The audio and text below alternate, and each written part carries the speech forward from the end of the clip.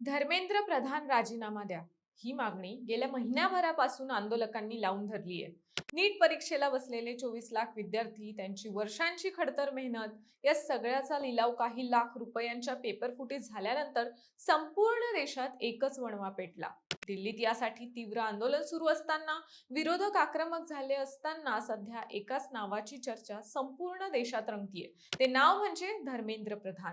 देशात इतका मोठा गदारोळ माजलाय, लाखो तरुणांचं भविष्य टांगणीला लागलंय, आंदोलकांनी आणि विरोधकांनी संसदेपासून रस्त्यापर्यंत रान पेटवलंय, तरीही शिक्षण मंत्र्यांचा राजीनामा का घेतला जात नाहीये असा प्रश्न उपस्थित होतोय. ज्यांच्या राजीनाम्यासाठी हे सगळं सुरू आहे ते केंद्रीय शिक्षण मंत्री धर्मेंद्र प्रधान मात्र आपल्या खुर्चीवर ठाम आहेत. मग अनेकांना असा प्रश्न पडतोय की असे कोण आहेत धर्मेंद्र प्रधान ज्यांच्या पाठीशी भाजप सरकार उभे? इतका वाद होऊनही त्यांचा राजीनामा का घेतला जात नाही, हेच आजच्या व्हिडिओच्या माध्यमातून समजून घेण्याचा प्रयत्न करूयात. नमस्कार, मी रुपल आणि तुम्ही पाहत आहात विशेष भारी. आता सरकार त्यांचा राजीनामा का घेत नाही हे समजून घेण्याआधी धर्मेंद्र प्रधान यांची पार्श्वभूमी बघूया. तर प्रधान हे मूळचे ओडिशाचे आहेत. विद्यार्थी चळवळीतून राजकारणात आलेले धर्मेंद्र प्रधान भाजपमधला एक अत्यंत अनुभवी आणि विश्वासू नेता म्हणून ओळखले जातात. 2014 मध्ये मोदी सरकार पहिल्यांदा सत्तेत आलं तेव्हापासून प्रधान सातत्यानं कॅबिनेटचा भाग राहिले. पेट्रोलियम आणि नैसर्गिक वायू मंत्रालय, कौशल्य विकास मंत्रालय, पोलाद मंत्रालय आजवर अशा अनेक महत्वाच्या खात्यांची जबाबदारी त्यांनी सांभाळली. 2021 मध्ये मोठ्या मंत्रिमंडळ फेरबदलात त्यांच्याकडे शिक्षण मंत्रालयाची सूत्र सोपवण्यात आली आणि नव्या राष्ट्रीय शिक्षण धोरणाची अंमलबजावणी हे त्यांचं प्रमुख काम होतं. थोडक्यात धर्मेंद्र प्रधान हे कुणी नौखे किंवा वादग्रस्त पार्श्वभूमीचे मंत्री नाहीत, तर हा पक्षाच्या संघटनात्मक रचनेत खोलवर मुरलेला, पंतप्रधानांच्या अत्यंत जवळचा मानला जाणारा नेता आहे. आता येऊयात मूळ मुद्द्याकडे, की इतका गदारोळ होऊन सुद्धा मोदी सरकार धर्मेंद्र प्रधान यांचा राजीनामा का घेत नाही. तर मोदी सरकारची आजवरची कार्यपद्धती पाहिली तर एक गोष्ट स्पष्ट होते की विरोधकांच्या दबावापुढे झुकून मंत्र्यांचा राजीनामा घ्यायचा नाही हा सरकारचा अलिखित नियम आहे.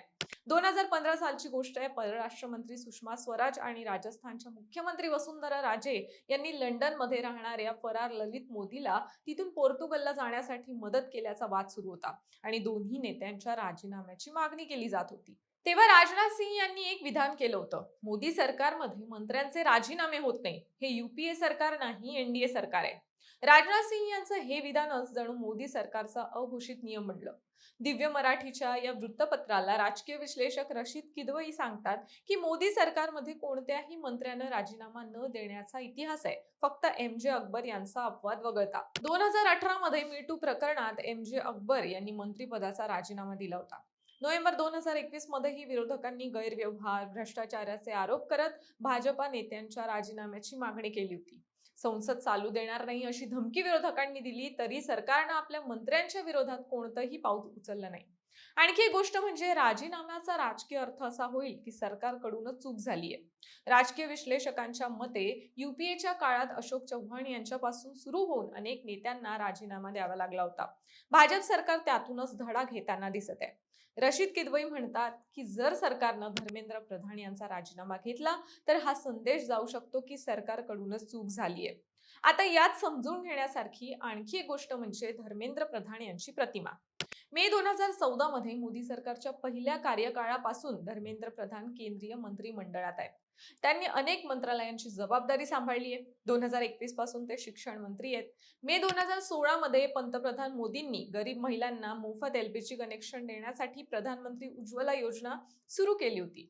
याची संपूर्ण जबाबदारी पेट्रोलियम आणि नैसर्गिक वायू मंत्रालयाकडे होती आणि हे मंत्रालय तेव्हा धर्मेंद्र प्रधान यांच्याकडेच होतं.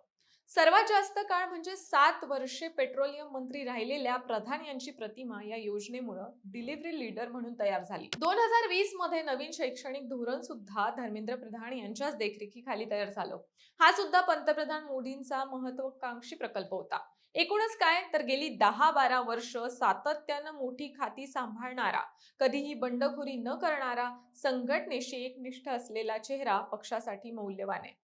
राजीनामा दिला तर तो एका अर्थी सरकारच्या अपयशाची जाहीर कबुली ठरेल, विरोधकांना आयतं हत्यार मिळेल आणि पुढच्या प्रत्येक आंदोलनाला बळ मिळेल अशी भीती सत्ताधाऱ्यांच्या मनात असल्याचं राजकीय विश्लेषकांचं सांगणं आहे. त्यामुळे शिक्षण मंत्र्यांना बदलण्याऐवजी तपास यंत्रणांमार्फत आरोपींना अटक करणं, परीक्षा रद्द करून पुन्हा घेणं अशा प्रशासकीय उपाययोजनांवर सरकारचा भर दिसतो, प्रत्यक्ष राजकीय जबाबदारी स्वीकारण्यावर नाही. आज सीजेपीनं आयोजित केलेल्या चलो संसद मोर्चा दरम्यान दिल्लीत मोठा तणाव निर्माण झाला होता.